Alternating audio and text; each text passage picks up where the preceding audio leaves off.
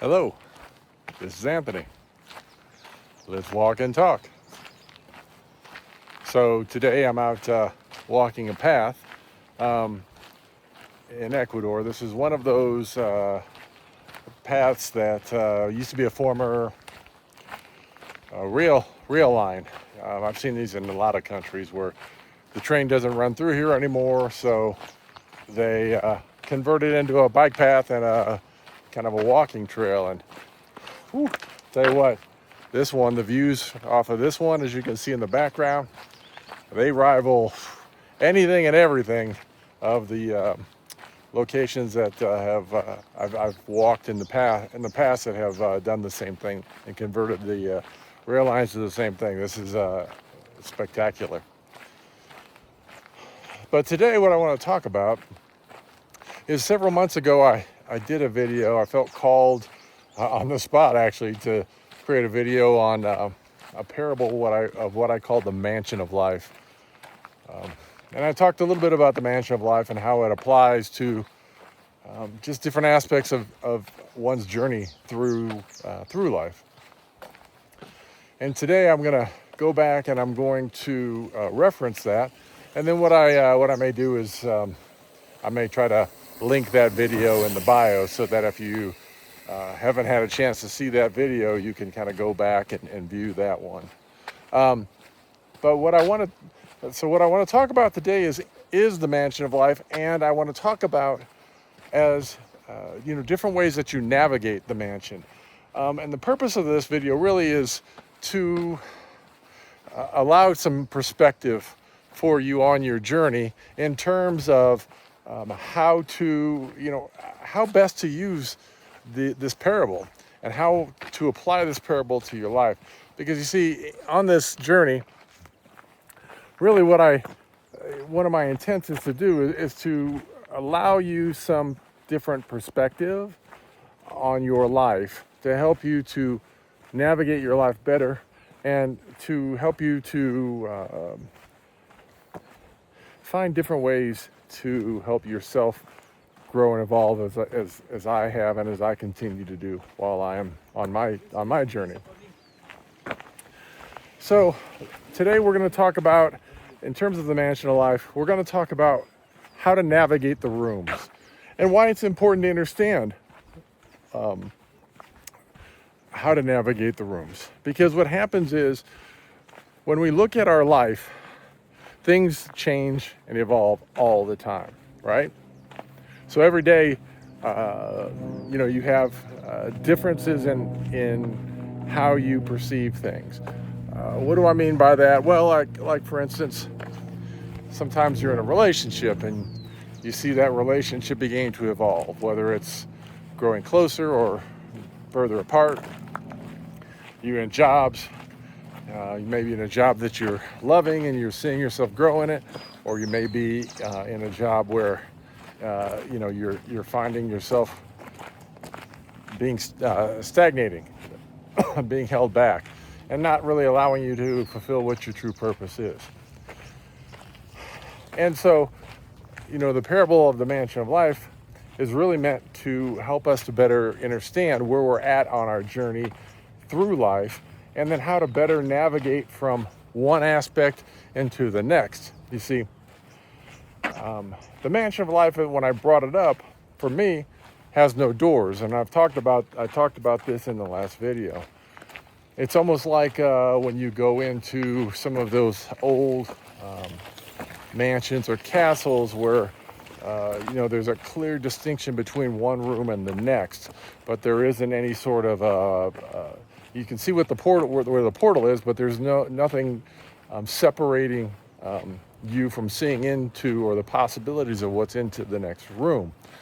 And the reason I look at life like that is because a lot of people say, well, when something ends, I shut the door. But then there's always that understanding that even though one door shuts, another door opens. But in reality, when you start looking at life in such a black and white manner, where there are actual doors that lock you, it's something that's locking you off from an experience, that you may not be done having. It may be an experience that you may not have completed. And when you understand that, then you understand that the aspect of shutting a door is really trying to close possibilities. Let's have a seat here. You're just closing possibilities of an experience that you may need to have more of, or that you may want more of, or in some cases that you haven't learned in order to move forward in your life, and so you require having more of that experience. That's a lot of times that's best described in relationships, because sometimes in life when we don't learn the lesson, what happens is we keep attracting the same type of romantic partners and friends and whatnot until we begin to truly understand self, love self, and then we evolve into the opportunity to experience different types of relationships.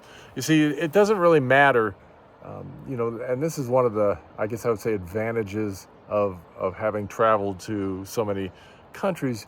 You begin to understand that people are the same everywhere. They're all the same. And when you understand that, that brings some peace and comfort, because that takes a lot of the fear away, a lot of the fear that, I'm going here, these people are going to be different, I'm not going to connect with them. It takes a lot of that a lot of those aspects out. And it allows you to see the totality of who we are as a species in order to be able to better connect with others and with self. So the thing about walking through this mansion that has no doors is you begin to understand that these things are just aspects or transitions in life. Some people like to use the analogy of a book. I like the analogy of the mansion because to me it's more visual and interactive for myself.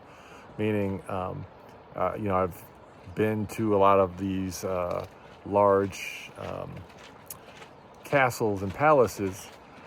Hola. That have these big open portals that you can see into the next room, and for me, the aspect of the mansion of life really allows you to understand that you have the opportunity to visualize what the next aspects of your life look like. What do I mean by that? Well, we talk about manifestation, and I'm not going to get deep into that on this video, but when you're trying to manifest something, most people will let you know and tell you that the very first thing that must be done is you must visualize what that life looks like, and then you must feel the feelings of how you're going to feel when you reach that aspect of your life.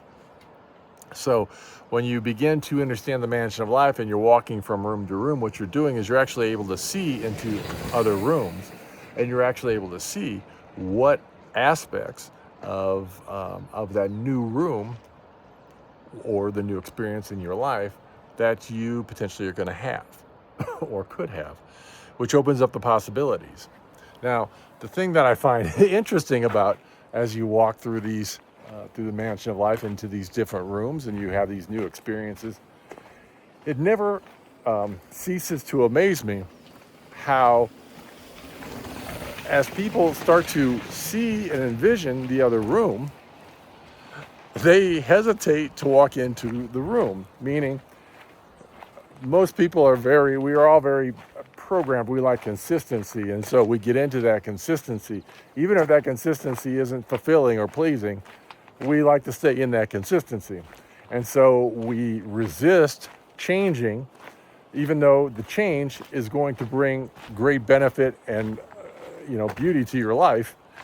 Because it's of the consistency, we try to stay in that same habit. That's a lot of times why people stay in relationships longer than they should, because, well, at least I have somebody. I don't like the thought about being alone, or I don't know what I would attract next or what I'll find next. For me, it's you begin to understand in relationships when when the relationship begins to stagnate, and that doesn't mean the relationship's over, but what that does mean is it's an opportunity for deeper connection. And if that deeper connection cannot be attained, then you have to start to say, okay, I trust myself enough and I love myself enough that I recognize that this situation isn't for me. And so then it's time to adjust your vision, or look into the next room of the mansion of life. You see, and again, I talked about this in the last video. The purpose for no doors is that you begin to understand, if you start to walk back and you see that room, if the room hasn't changed, if the room is the same, meaning the decorations haven't changed, the flooring's still the same, there has been no renovation in the room, then you can easily understand that that's not a room for you to enter again. But if you pass the room and the room's dramatically changed, then it opens up the possibility that maybe that's a room you want to re-enter.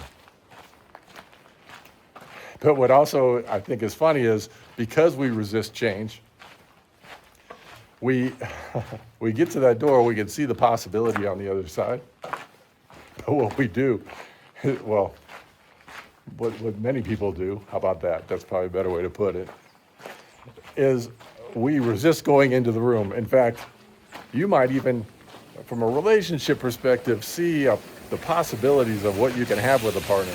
But because you are so resistant to the things that can create such a beautiful connection, you get to that doorway, and what do?